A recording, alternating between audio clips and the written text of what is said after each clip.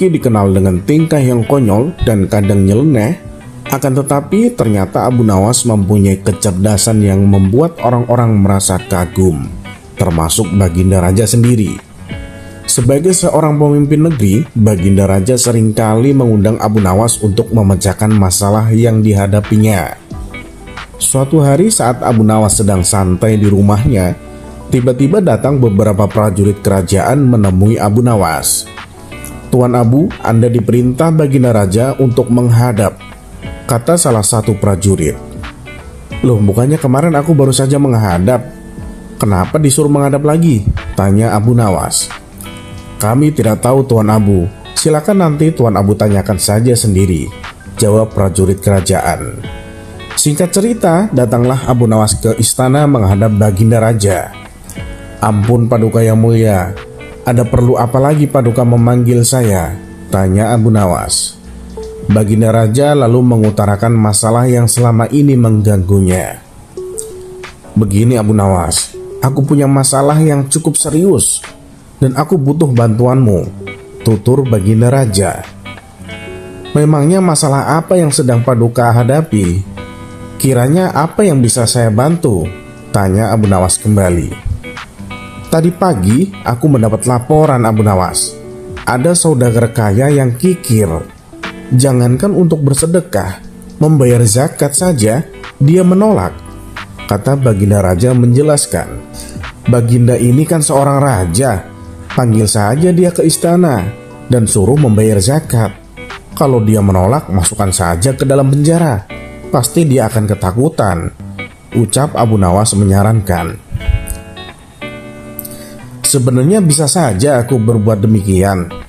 Tapi apakah ada cara yang lebih baik dan lebih bijak supaya dia bisa sadar tanpa harus ada paksaan? Saya yakin dia sebenarnya orang baik, karena sebelum dia menjadi saudagar kaya, dia sempat rajin bersedekah dan membayar zakat tepat pada waktunya," ujar Baginda Raja. "Baiklah Paduka, sebenarnya ini masalah mudah Paduka.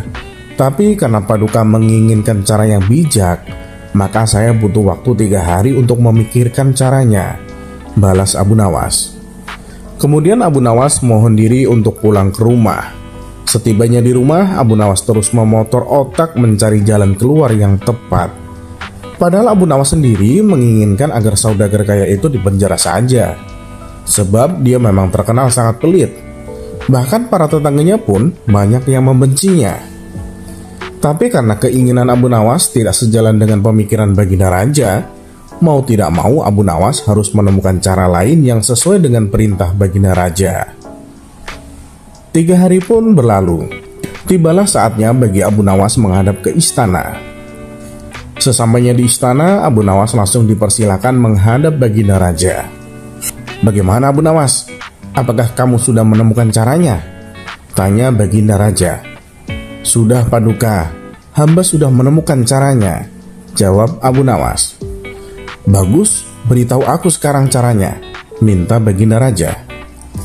"Tapi saya tidak yakin Paduka akan bersedia melakukannya," timbal Abu Nawas. "Memang apa caranya? Katakan saja," ucap Baginda Raja mulai penasaran. "Begini Paduka, caranya adalah saya dan Baginda Raja harus menjadi pengemis. Lalu kita datangi rumah saudagar kaya itu.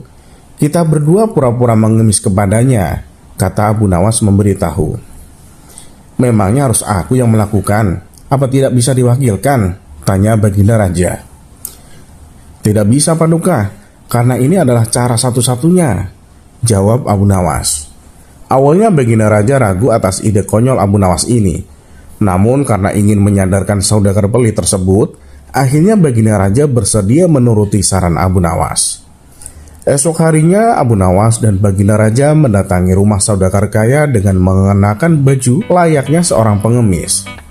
Setibanya di rumah saudagar kaya, mereka tidak langsung mendatangi rumahnya. "Kita awasi dulu Paduka, tunggu saudagar itu keluar. Kalau kita ke sana sekarang, nanti yang akan menemui kita adalah penjaganya. Kita pasti akan diusir.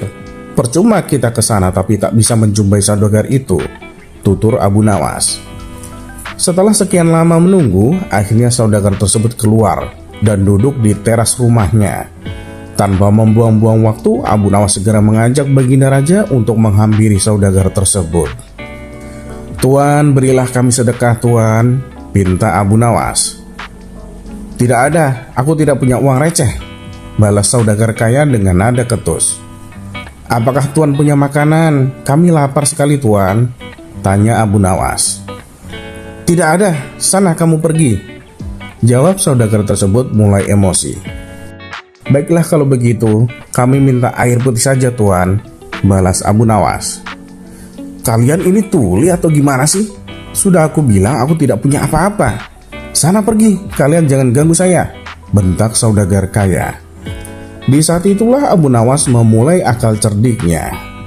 "Kasihan sekali kalau Tuan tidak punya apa-apa. Kenapa Tuan tidak ikut saja sama kami? Kita mengemis bersama-sama, Tuan," ajak Abu Nawas. Akibat perkataan Abu Nawas ini, saudagar kaya menjadi salah tingkah. Antara marah, tersinggung, malu, bercampur aduk menjadi satu.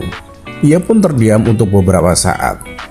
Tiba-tiba terlintas di benaknya ingatan masa lalu di mana dulunya dia adalah orang miskin, tapi rajin bersedekah. Namun sekarang setelah ia kaya, justru menjadi orang yang kikir. Wajahnya yang tadinya terlihat galak ini malah tertunduk lesu. Bagaimana? Apakah Tuan memilih jadi orang miskin atau orang kaya? Kalau masih ingin menjadi orang kaya, jangan lupa sedekah dan bayarlah zakat. Kalau tidak mau sedekah, mengemis sajalah seperti kami, tutur Abu Nawas. Kemudian Abu Nawas menukil salah satu ayat Al-Quran tentang ancaman pedihnya siksa neraka bagi orang-orang yang enggan membayar zakat dan bersedekah. Seketika itu saudagar tersebut langsung meneteskan air matanya. "Astagfirullah, saya khilaf, saya telah berbuat zalim," kata saudagar kaya sesenggukan. "Siapa sebenarnya kalian? Kalian telah menyandarkan kesalahanku. Mari masuklah ke dalam, saya akan memberikan kalian makanan yang lezat," ucap saudagar tersebut. "Tidak perlu, kami datang ke sini bukan untuk mengemis, tapi untuk menyandarkanmu," sahut Abu Nawas. Kemudian Abu Nawas dan Baginda Raja menunjukkan jati dirinya yang sebenarnya. Betapa kagetnya saudagar kaya itu karena ternyata di hadapannya adalah rajanya sendiri. Saudagar itu pun langsung duduk bersimpuh memohon maaf kepada Baginda Raja. Sejak kejadian tersebut, akhirnya saudagar kaya ini rajin bersedekah dan taat membayar zakat.